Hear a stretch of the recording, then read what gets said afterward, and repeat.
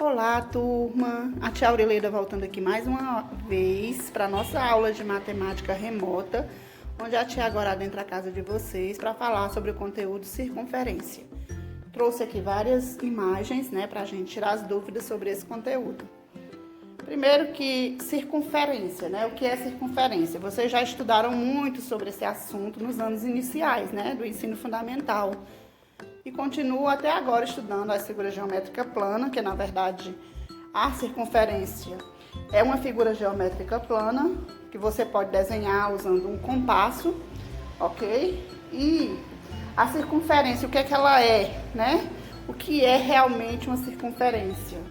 É uma figura geométrica formada por vários pontos de um plano que distam, né, igualmente entre si, quer dizer que elas se distanciam igualmente, né, uma da outra, a partir do ponto fixo, né, onde nós temos um plano, ó, na região central, a gente tem um ponto, né, que a gente chama de ponto central ou ponto fixo, e que esse ponto, né, esse ponto fixo é chamado de centro da circunferência, que é a distância constante entre, né, o centro dos pontos ou de qualquer ponto desta circunferência.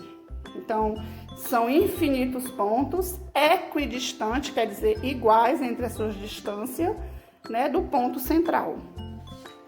Mas a tia não poderia deixar de falar sobre o círculo, porque a gente às vezes costuma confundir, né? Os alunos confundem muito uma circunferência de um círculo.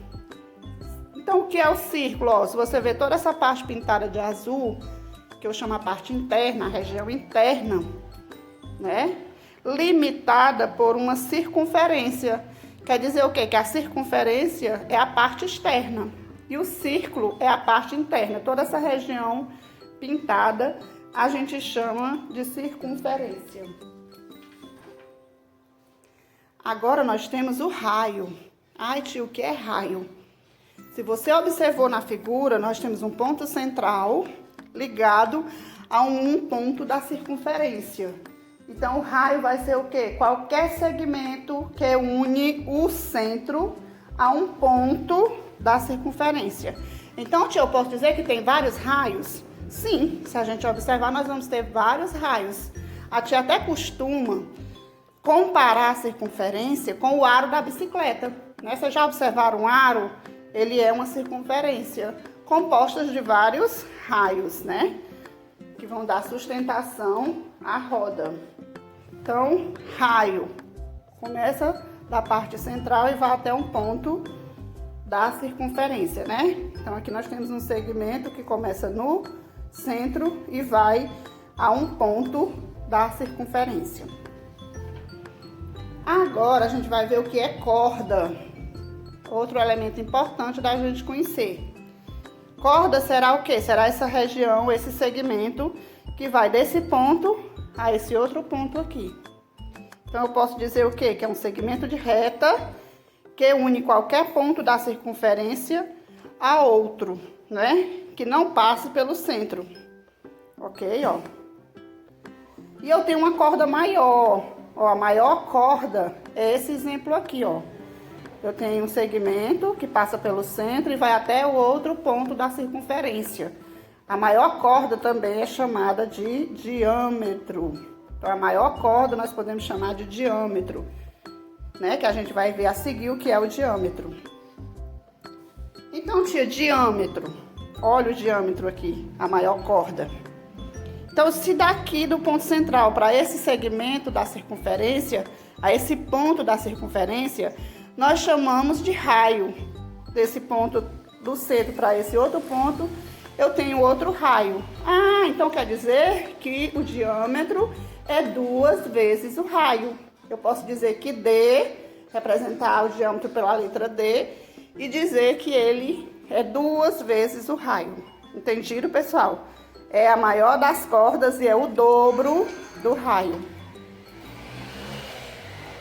Aí nós temos a flecha. Olha a flecha. Ponto qualquer da circunferência. Eu tenho um ponto, eu tenho a demonstração do ângulo e eu tenho também uma corda. E nessa corda, ó, eu tenho uma flecha, ok? Então, a flecha é esse ponto de segmento de reta que une os pontos médios da corda, né? A união do ponto médio da corda a um dos pontos da circunferência. Aí vão formar um ângulo de 90 graus. Olha o ângulo reto aqui. Entendido, pessoal? Vamos agora, pessoal, a uma circunferência e um ângulo central. Olha o ângulo central. Né? Eu tenho o centro formado por quem? Pelo um vértice. Olha o vértice aqui. O vértice central, né? Que se encontra com essa semirreta e a segunda semirreta. Então, vai formar um ângulo central. Ângulo central em uma circunferência é todo ângulo que tem como vértice o centro.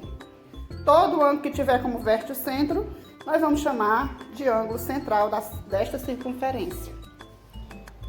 Posição relativa de uma reta e de uma circunferência. Nós vamos ter aqui um exemplo de reta tangente. Ai, tio, o que é reta tangente? Observe que vocês têm uma reta e tem uma circunferência. Ó a circunferência e olha a reta. Aonde esta reta tocou a circunferência? Neste ponto. Entendido? Ó. Essa reta tocou a circunferência em apenas um ponto. Quando uma reta T, tocou a circunferência apenas nesse ponto, nós chamamos ela de tangente. Aí o que é que nós vamos observar? O tamanho do raio e a distância entre essa reta.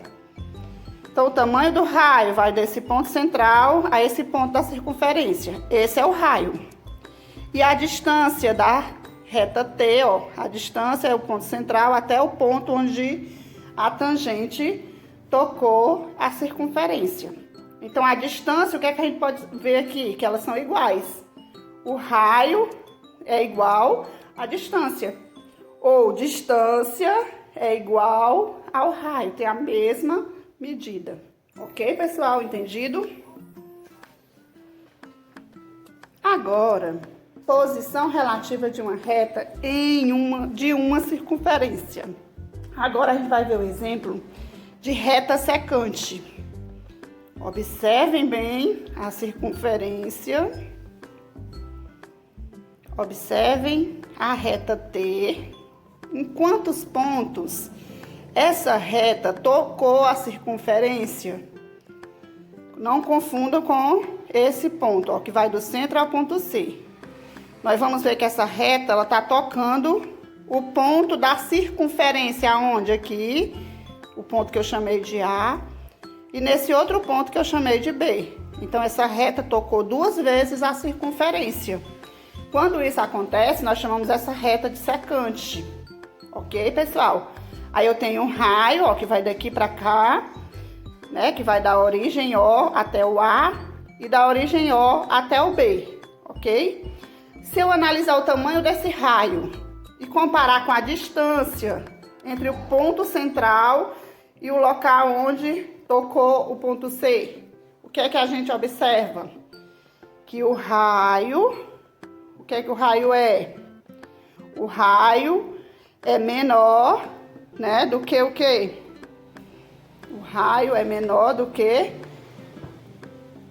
a distância. A distância, o contrário, tá, pessoal? Desculpa, a distância é menor do que o raio. Olha o tamanho do raio, olha a distância até o ponto C. Então, a distância é menor que o raio, certo? Isso sempre vai acontecer com as retas secantes. A distância menor do que o raio. E agora a gente tem uma outra posição relativa a uma reta de uma circunferência, né? Que posição é essa? É a da reta externa. Olha o nome, externa. Olha onde está a circunferência, olha onde está a reta externa. O que é que eu posso dizer sobre isso?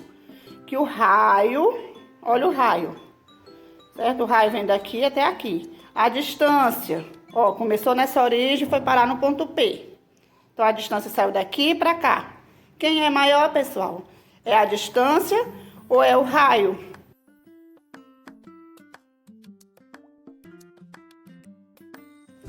Agora, turma, nós vamos à orientação da nossa atividade de hoje. Conforme o vídeo que a gente viu sobre as explicações, vocês terão um bom suporte para realizar essa atividade. No primeiro momento, a tia quer que vocês desenhem uma circunferência, né? E coloquem dentro dessa circunferência a corda, o diâmetro e o raio. E defina o que é cada um deles. Entendido, galera? Na primeira questão do livro, na página 130, o que é que a tia pede? Né? A tia pede que uma reta T é secante a uma circunferência. Ó. Secante porque toca 2 pontos da circunferência, né? Aí, de centro O, né?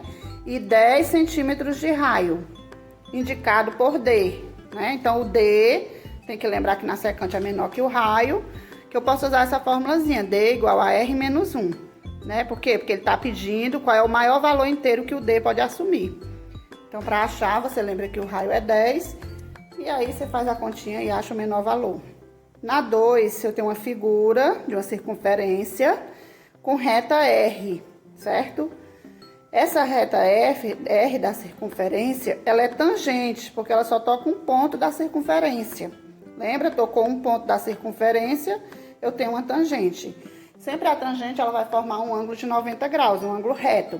Então, eu tenho 90 mais 30, eu vou achar o pedaço que está faltando, né? O ângulo que está faltando, que é oposto ao Y. Né? Então, facilmente você encontra também a resposta dessa questão. Na terceira questão, você vai fazer o quê? Ele diz que a medida do segmento PA é expressa por X. PA vale X. E a medida do segmento AB, né, vale Y. Então, AB é igual a Y. Então, eu posso dizer que PA é igual ao PB. Quantos X eu vou ter? Né? Então, você faz facilmente achar a resposta dessa questão. Boa sorte a todos e a te aguarda para a próxima aula. Um abraço, fiquem todos em casa.